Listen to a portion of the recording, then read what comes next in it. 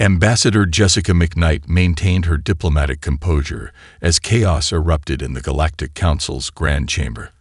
After 15 years of covert observation, watching these supposedly advanced species panic was both vindicating and concerning. The massive hologram floating above the chamber's center showed another world falling to the Nexus swarm, the third this cycle. The Centaurian defense fleet has been completely destroyed. First Speaker Verzok's crystalline form pulsed with waves of distressed purple light. 17 million citizens are already lost. Jessica discreetly adjusted her neural translator's volume as the chamber erupted in a cacophony of alien languages. The Regelian delegation's subsonic moaning was giving her a headache. She'd anticipated this crisis for years, but the reality of watching civilizations fall was far worse than any simulation. The swarm has evolved beyond our containment protocols, Admiral Zixtal of the Hedarian Empire announced, their tentacles writhing in agitation. Our bioweapons are useless now. They've adapted. Jessica noticed how the Admiral's military escort clutched their ceremonial weapons, elegant energy staffs that hadn't seen real combat in millennia. The Hedarians, like most Council species, had grown comfortable in their technological superiority. They'd forgotten the fundamental truth that humanity had learned through blood. Peace through strength wasn't just about having weapons. It was about maintaining the will to use them. Perhaps, a quiet voice cut through the chaos. It is time we reconsider the Sol quarantine. The chamber fell silent.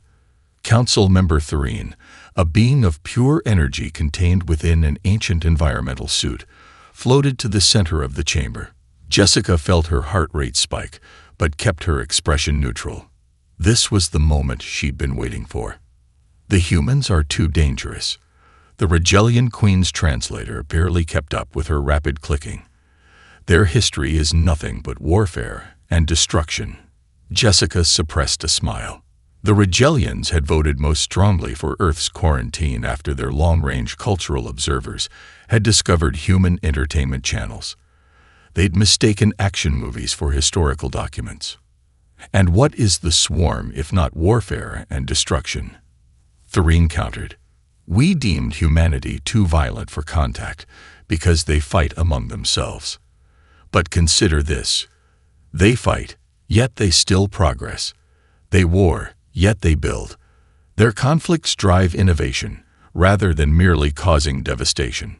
The hologram shifted, showing footage that Jessica recognized from Earth's restricted file. Tank columns rolling across deserts, aircraft carriers cutting through ocean waves, orbital defense platforms conducting drift maneuvers.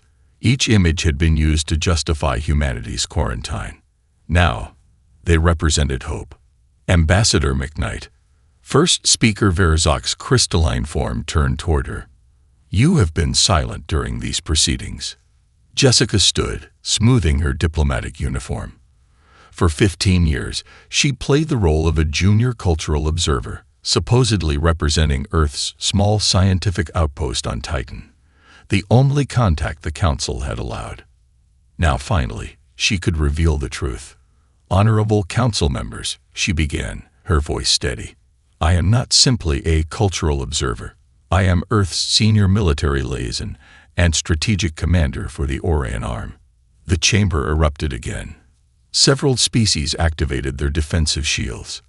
The Hedarian guards raised their ceremonial weapons. Earth has known about the swarm for decades. Jessica continued calmly. We've been preparing. Those defense platforms you monitored, they're part of a larger network. Those military exercises, training for this specific threat, we maintained the pretense of ignorance because we knew this day would come. She gestured, and her neural implant interfaced with the chamber's holographic system. The image shifted to show Earth's full military readiness statistics, fleet positions, army group distributions, manufacturing capacity. The Council members fell silent as they processed the scale of human preparation. You see us as violent because we maintain armies in peacetime, Jessica explained. But this is exactly why we do it. We remember what most of you have forgotten. That peace isn't the natural state of the universe. Peace is something that must be defended. First speaker Verzok's crystalline surface rippled with complex patterns. You knew. All this time, you knew. Yes, Jessica acknowledged. And now we're ready to help. Earth can deploy a full response force within 6 months. All we need is your permission to break quarantine. The chamber fell silent again, but this time, it was a silence of hope rather than fear. Jessica kept her diplomatic smile in place, but internally, she was already running through operational plans. The council would agree. They had no choice, and when they did, humanity would show the galaxy exactly what a species that remembered how to fight could do.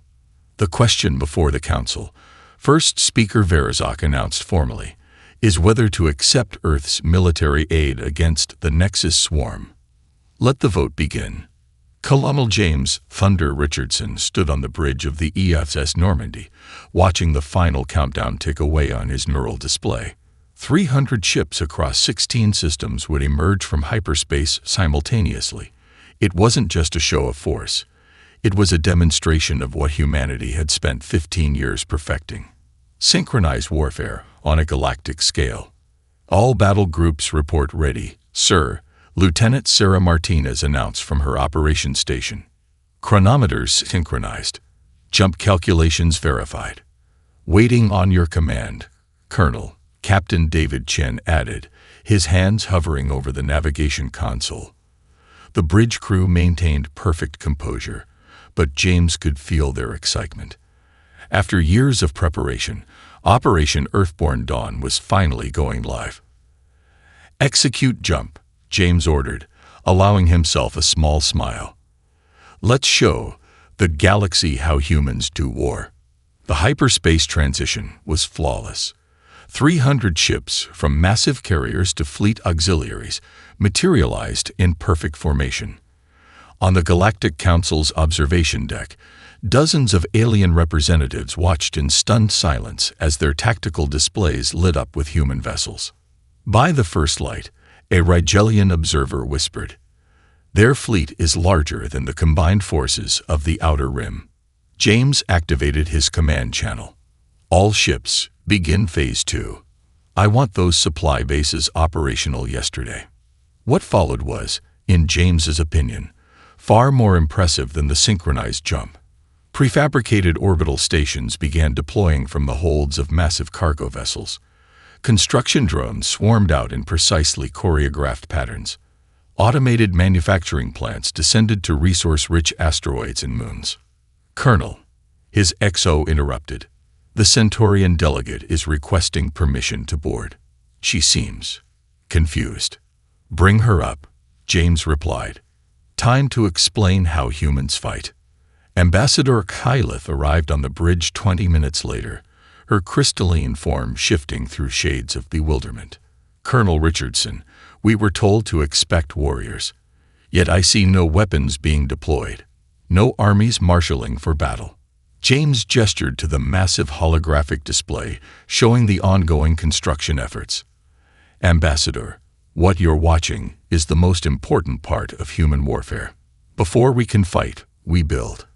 He highlighted different sectors of the display. These aren't just supply depots. They're forward operating bases, repair facilities, and manufacturing centers. That station will produce ammunition. That one will service our fighters. The one by the gas giant. It'll refine fuel for the entire fleet. But the swarm, Kylith began, is 4 systems away and moving slowly, James finished. We have 72 hours before they're in strike range. In that time, we'll have a full logistics network operational. When we fight, it won't be with just ships and soldiers. It'll be with the full industrial might of humanity behind every shot fired. The ambassador's crystalline surface rippled with understanding. "You don't simply deploy armies. We deploy entire war economies," James confirmed. "Every human ship you see carries not just weapons, but the means to make more weapons. Not just soldiers, but everything those soldiers need to fight effectively." He switched the display to show the next phase of construction. In 48 hours, these bases will be producing their own construction drones. In 96 hours, they'll be building their own warships. We don't just fight wars, Ambassador. We build self-sustaining networks of military infrastructure. This is why you maintain such large armed forces in peacetime, Xylith realized. You were practicing this. Every year, James nodded.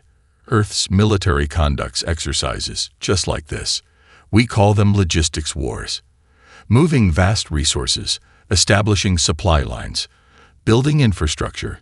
It's not glamorous, but it's how wars are really won. A lieutenant approached with a status report. James reviewed it quickly and allowed himself another small smile. We're actually ahead of schedule. Ambassador, would you like to tour one of our nearly completed stations? I think you'll find our automated manufacturing processes interesting. Xylith's form pulsed with what James had learned to recognize as excitement.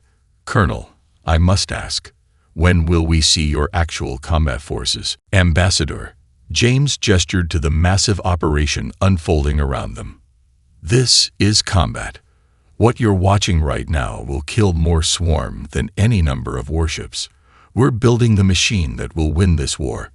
He paused, then added what humans had learned through centuries of warfare. Anyone can build an army, but only those who master logistics can build an empire that survives. Major Emily Quicksilver Ramirez watched the holographic battle map from her command Rhino, the massive armored vehicle rumbling beneath her feet. The swarm was approaching New Darwin Colony exactly as predicted, a massive wave of biological horror surging across the plains. They hadn't spotted her first combined arms division, yet hidden beneath advanced camouflage nets and signal dampeners.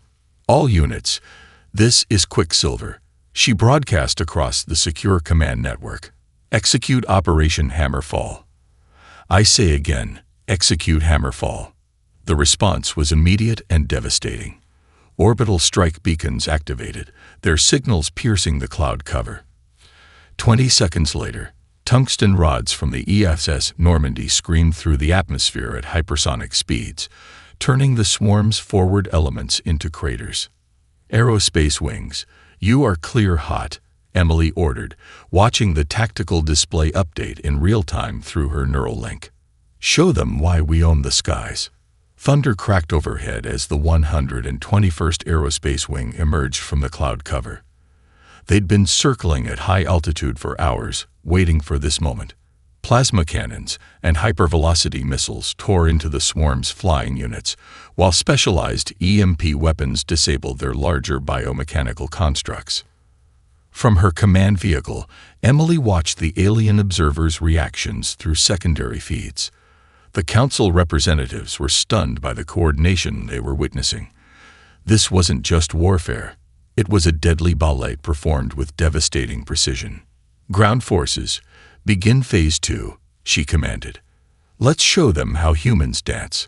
Camouflage nets retracted as her mechanized infantry divisions revealed themselves. Armored suits powered by micro-fusion reactors moved in perfect synchronization with Rhino heavy tanks. Combat engineers deployed mobile shield generators while electronic warfare units broadcast signals that confused the swarm's biological coordination networks. Major, Lieutenant Jackson's voice crackled over the comm. Civilian Bunker 3 reports structural damage. Swarm units are attempting to breach. Emily's mind raced through contingencies. The swarm had adapted faster than expected, but she planned for this. 3rd Battalion. Redirect to Grid 7, Charlie. Protect those civilians. 4th Battalion will cover your previous sector. The battlefield shifted like a living organism as human forces adjusted their positions. This was what set them apart. The ability to adapt plans mid-battle while maintaining perfect coordination. The swarm was powerful but predictable. Humanity had learned to be neither. Quicksilver, this is Archangel Actual. A new voice cut in. We're tracking multiple swarm heavies emerging from underground, requesting permission to deploy the new toys. Emily smiled. She'd been waiting for this. Archangel, You're clear to deploy Nemesis units."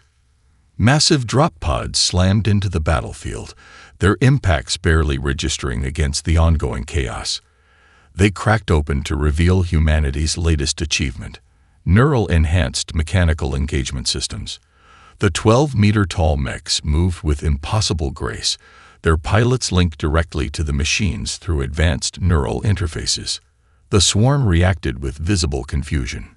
Their biological algorithms couldn't process enemies that combined human unpredictability with mechanical precision.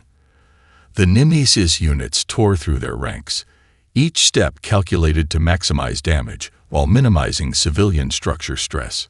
"All units, push forward," Emily ordered. "Drive them back from the colony. Show them what happens when they threaten human-protected space." The battle reached its crescendo as human forces executed a perfect pincer movement. Artillery batteries laid down precise barrages that herded the swarm into kill zones. Engineering corps deployed sonic barriers that disrupted their biological coordination. Medical units were already moving in behind the lines, treating both human casualties and civilian aliens with equal priority. 6 hours after first contact, it was over. The swarm retreated for the first time in recorded history, leaving behind valuable biological samples for human scientists to study.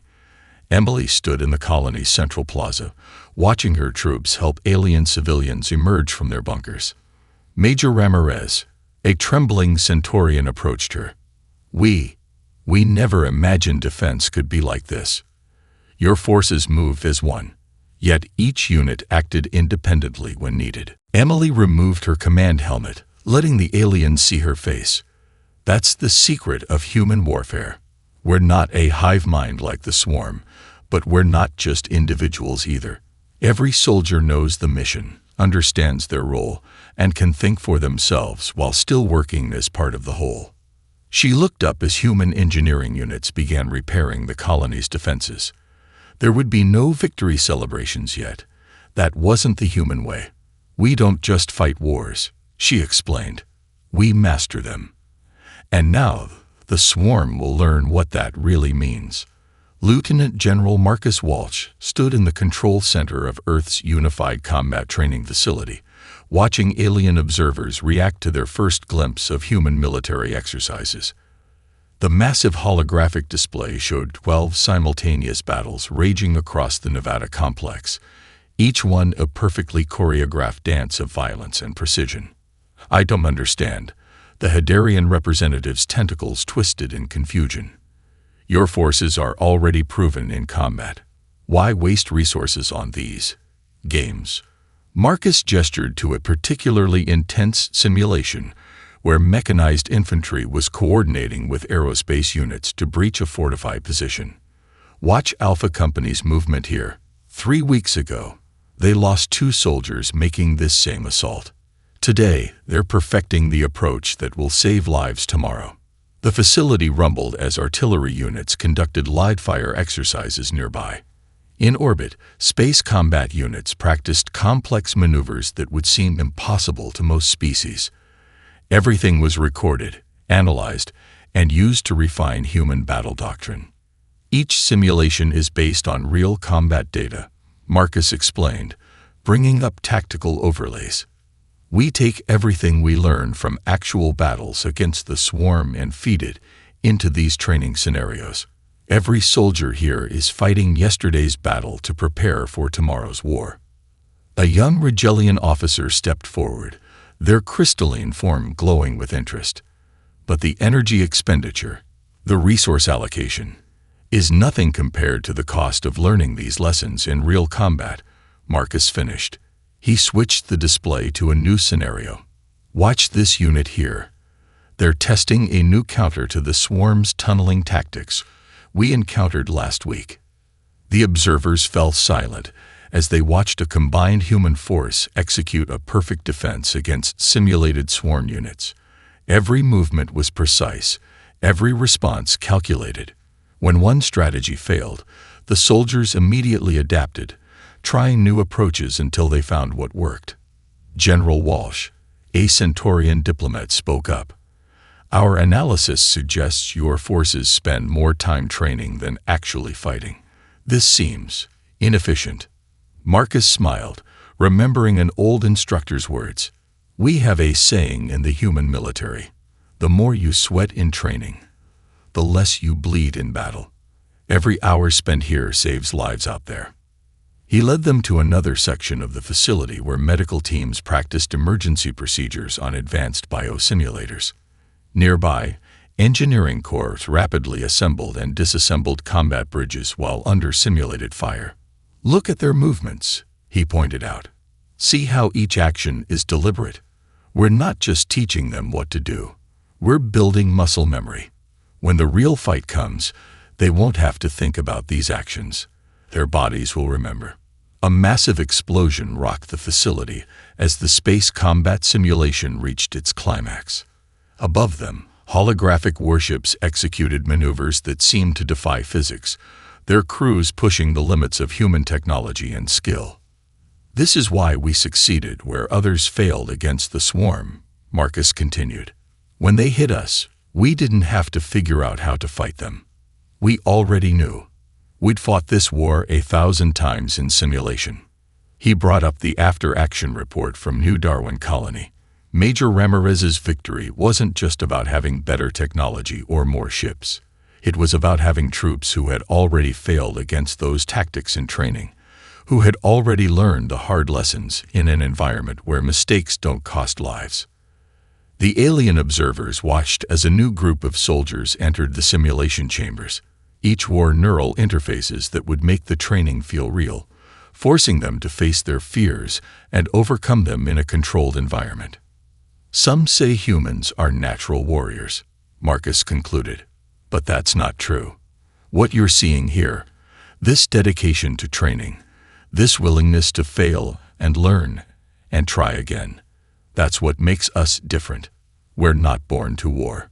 We just understand that peace has to be protected by those willing to master its opposite." A young alien officer raised their appendage. "But how do you maintain such focus, such dedication?" Marcus's expression grew serious.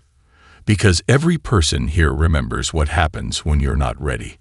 Earth's history is written in the blood of those who weren't prepared for their next battle.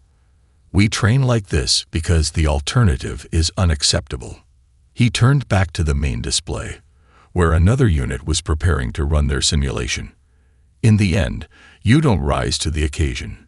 You fall to the level of your training.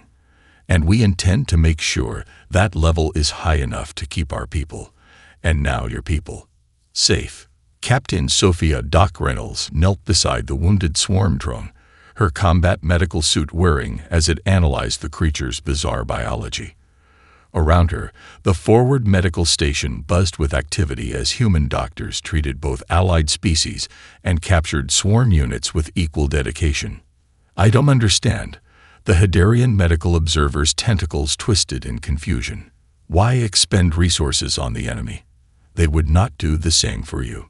Sophia's neural implant translated the complex chemical markers in the drone's blood. "Hand me that synthesizer," she called to her assistant. "And that's exactly why we do it. Every creature we save is a message we send." The medical synthesizer hummed to life, producing compounds specifically designed for swarm physiology. This was the true power of human medical corps, the ability to adapt and heal any species they encountered. "Watch this," Sophia pointed to the drone's neural clusters. "See how the patterns are changing. It's not just fighting the treatment. It's learning from it, and everything it learns goes back to the hive." On the other side of the facility, Dr. Marcus Mind Thompson conducted a psychological evaluation of a recently rescued Centaurian soldier. The alien's crystalline form flickered with trauma patterns that would have been invisible to most observers. "The horror you experienced was real." Marcus spoke softly, his neural translator perfectly matching the Centaurian's resonance frequencies. "But so is your strength. We've developed techniques that can help you process this." Sophia moved between treatment pods, checking on various patients. A young human soldier with cybernetic trauma. An alien diplomat suffering from psychological shock. a swarm warrior whose biological weapons had backfired. Each received the same level of dedicated care. Captain Reynolds, her neural link chimed. Command reports, another wave of casualties incoming. Mixed species, 3 critical. Prep Bay 2 for immediate reception. She responded, already moving. Thompson, I need your team on psychological support. These ones saw their world fall. The facility transformed with practiced efficiency. What the alien observers couldn't grasp was that this wasn't just a medical center. It was a combat unit in its own right, fighting a battle just as important as any taking place on the front lines. You're teaching them. The Hedarian observer suddenly realized, watching a swarm drone's behavior patterns shift. Every act of mercy is a lesson. Sophia nodded, injecting a stabilizing compound into a critical patient. Humans learned long ago that wars aren't won just by killing. The swarm thinks in terms of resource expenditure. Destroy or be destroyed. We're showing them something their hive mind can't process. Compassion as a strategic asset. In the psychological treatment wing, Marcus worked with a mixed group of soldiers, using advanced neural interfaces to help them process their combat experiences. The technology had been developed for humans, but adapted to work with any sentient species. Fear is universal, he explained to the observers. So is courage and hope. Our job isn't just to patch up bodies, it's to heal minds, to show every species, even the swarm, that there's another way. A commotion at the entrance drew their attention. A new group of patients arrived, civilians from a recently liberated colony. Among them was a young swarm drone, barely mature, who had been separated from its hive.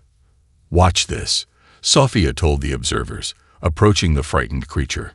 Her medical suit broadcast calming pheromones as she knelt beside it. We don't see an enemy here. We see a patient, a living being in need of help. The drone's aggressive posture slowly relaxed as it processed this unexpected situation. Its neural patterns, displayed on Sophia's HUD, showed confusion giving way to curiosity. Everyone we save, she explained, beginning treatment, carries the memory of this moment back to their hive. They experience something their species has never known. Mercy, compassion, healing. These concepts are as deadly to the swarm's philosophy as any weapon. Marcus joined her, his psychological scanners adding data to her medical readings. The swarm thinks they know humanity because they've seen us fight. But this is our true strength. We don't just destroy better than anyone else. We heal better too. Sophia stood, watching her medical teams work with practiced precision. In the end, that's what makes us different. We fight not because we love war, but because we love peace enough to defend it. And we heal because every life saved is a victory greater than any battle won. Admiral David Old Wolf Thompson watched the tactical display aboard the EFS Gettysburg with the patience of a veteran predator. The swarm's massive counteroffensive was unfolding exactly as he predicted. 3,000 bioships, targeting what they perceived as humanity's greatest weakness, their supply lines. Admiral, Captain Sarah Rodriguez reported from her tactical station. The swarm fleet has split into 3 battle groups. They're moving to encircle the Arcturus supply chain. David allowed himself a small smile. Broadcast the distress calls. Make sure they think our supply ships are panicking. The massive holographic display showed civilian-grade transponder signatures fleeing in apparent disorder. Cargo ships and tankers scattered in every direction, their escape routes seemingly random. To the swarm's tactical computers, it looked like chaos. Sir, his XO, Commander Jack Martinez, spoke up. The Hedarian observer is requesting permission to speak with you. He seems concerned about our apparent retreat. Put him through, David nodded. It's time for a lesson in human strategy. The Hedarian's hologram appeared, tentacles writhing in agitation. Admiral Thompson, your supply lines are exposed. Your ships are fleeing without military escort. You must. Watch, David interrupted gently. He highlighted different sectors of the tactical display. Those aren't just cargo ships you're seeing. Every third vessel is a Q ship, a heavily armed warship disguised as a civilian freighter. And those scattered flight patterns, they're not random. They're creating a web. Understanding dawned in the Hadarian's compound eyes. A trap. The oldest trick in the human book, David confirmed. Show your enemy what they expect to see. Let them think they've found your weakness. Then, he keyed his command channel. All key ships, execute Protocol Wolverine. Spring the trap. The transformation was beautiful to watch. Cargo containers split apart, revealing state-of-the-art weapon systems. Civilian transponders switched to military frequencies as hidden fighter-bays disgorged squadrons of aerospace craft. The fleeing ships suddenly turned as one, their scattered positions forming perfect firing solutions on the divided swarm fleet. Battle Group Alpha, David commanded. Engage primary targets. Battle Groups Bravo and Charlie, cut off their retreat vectors. Let's show them why you don't corner a wolf. The space around Arcturus Gap erupted in controlled chaos. Q ships launched synchronized missile barrages, while fighter squadrons executed complex attack patterns that looked more like dance choreography than combat maneuvers. The swarm's biological computers couldn't adapt fast enough to the sudden transformation of their helpless prey into deadly predators. "Sir," Commander Martinez reported, "the swarm's second battle group is attempting to reform their lines. They're trying to link up with their main force." "Not today." David's fingers danced across his tactical interface. "Activate the minefield." Thousands of seemingly inert debris pieces suddenly came to life. Stealth mines, deployed weeks ago by those same helpless cargo ships, activated in sequence. The swarm's escape routes became killing grounds as their own momentum carried them into the carefully laid trap.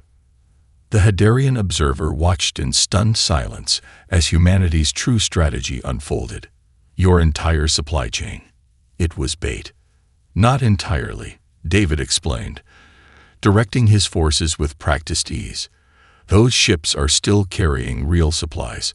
We just made sure they could defend themselves. In human history, merchants had to learn to be warriors too. He highlighted a particular section of the battle. Watch this group here. See how they're moving. Every retreat is actually a setup for another attack. Every formation is designed to look vulnerable while being anything but. The battle reached its crescendo as the trapped swarm forces realized the full extent of their predicament. Their attempts to adapt came too late. Human forces had already anticipated and prepared for every counter-strategy their biological computers might devise. The art of war isn't about being stronger, David told the observer as the last swarm ships fell into the trap. It's about making your enemy fight the battle you've already won. We didn't just prepare for this fight. We designed it, planned it, and led the swarm right into it. As the battle wound down, David turned to his bridge crew. Begin search and rescue operations. I want every disabled swarm ship captured for study. Remember, even in victory, we learn. The Hadarian's tentacles moved in what David had learned was their equivalent of a respectful bow. You knew they would target your supply lines.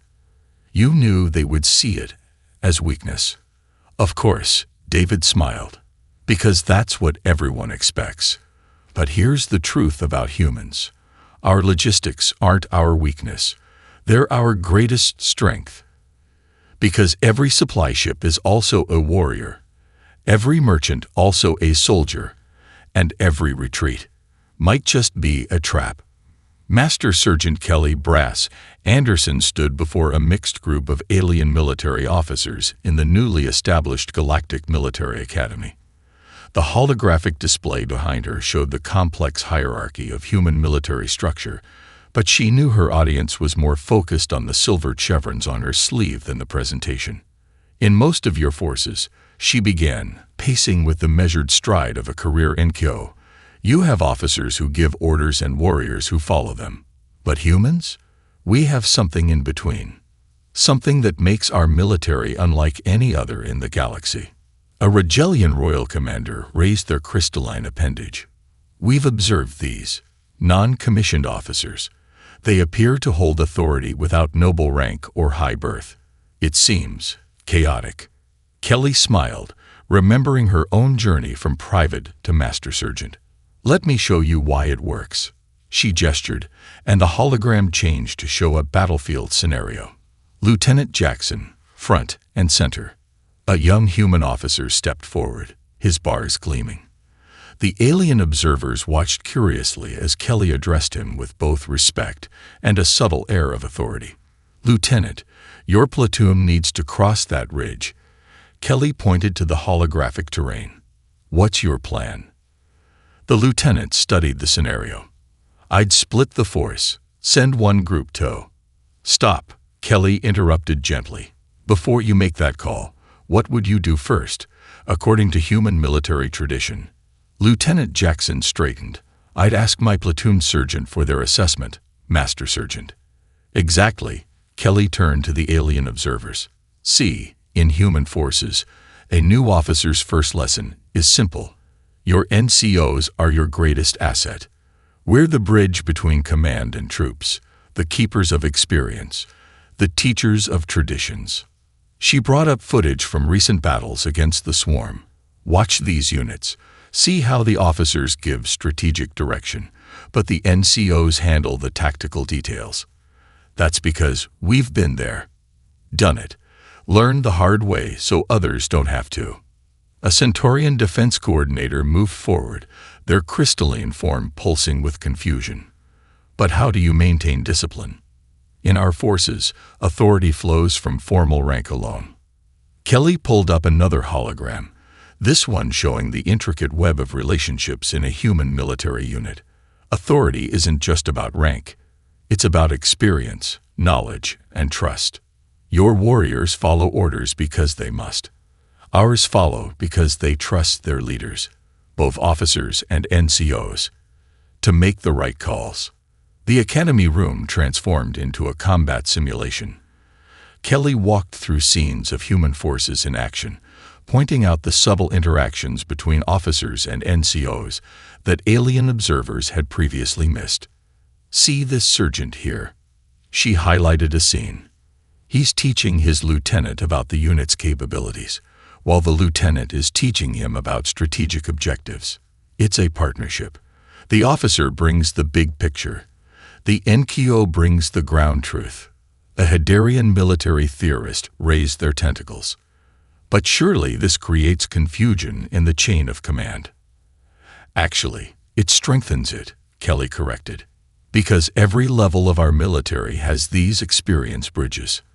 From master chiefs advising admirals to corporals supporting lieutenants, we don't just pass orders down, we pass knowledge up. She brought up statistics from recent engagements. Our casualty rates are lower, our units more adaptive, and our troops more motivated, because every soldier knows they're not just following orders, they're part of a system that values their experience and growth. The hologram shifted to show the career path of a human NCO. This is why we're different. In most armies, you're either a leader or a follower. In ours, everyone's both.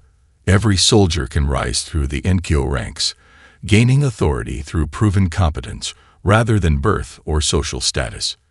Lieutenant Jackson stepped forward again. Permission to speak, Master Sergeant. Granted, sir, Kelly nodded, demonstrating the unique dynamics of their relationship. When I graduated officer training, Jackson addressed the alien observers. They told me my most important lesson would come from my first platoon sergeant. They were right, because Master Sergeant Anderson here didn't just tell me how to lead. She showed me. Kelly looked over the room of alien officers, seeing understanding begin to dawn in their various expressions. This is how humans build armies that can think. We don't just train soldiers. We grow leaders at every level. And that's why, when everything goes wrong, our forces don't fall apart. They adapt. She straightened to her full height, every inch the professional soldier. The swarm thinks they're fighting an army. They're not. They're fighting an organization where every member, from private to general, is empowered to think, adapt, and lead when necessary. And that's a force that can never truly be defeated. General Michael "Iron Mike" Harrison stood in the great chamber of the Galactic Council, his dress uniform adorned with battle ribbons that told the story of humanity's first year fighting the swarm. The massive chamber, once a place of panic and fear, now hummed with anticipation. 1 year ago, he began, his voice carrying to every corner of the chamber. You called Earth for help. Today, I'm not here to report on our victories. I'm here to share something more important. Understanding. The holographic display activated, showing scenes from the past year's campaigns. Not just battles, but everything that made human warfare unique. You asked us to show you how to fight, Michael continued, pacing with measured steps. But that's not what humanity has to teach.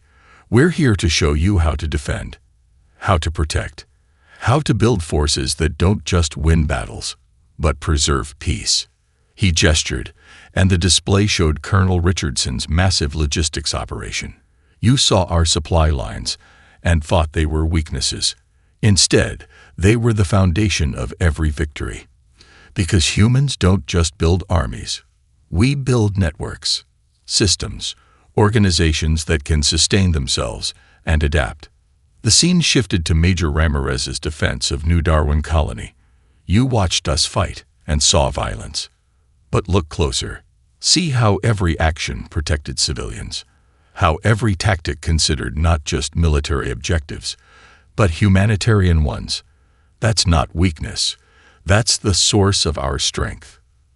In the audience, Ambassador McKnight smiled as she watched her fellow council members lean forward, finally understanding what she'd known all along. Look at Captain Reynolds and her medical corps. Michael continued as the display showed their work. You asked why we heal our enemies. The answer is simple. Every act of mercy is also an act of strategy. Every life we save carries the story of human compassion back to the swarm.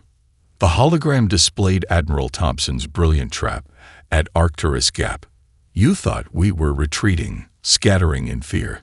Instead, we were showing you how humans turn apparent weakness into strength.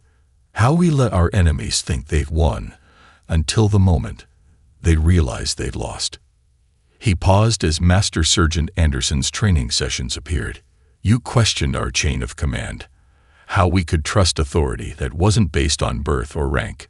Now you've seen how human forces combine direction from above with wisdom from below.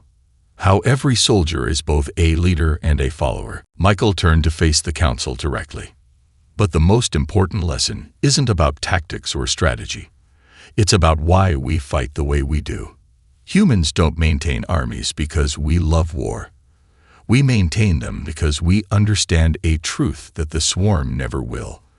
The strongest military isn't the one that can destroy the most. It's the one that can protect the best.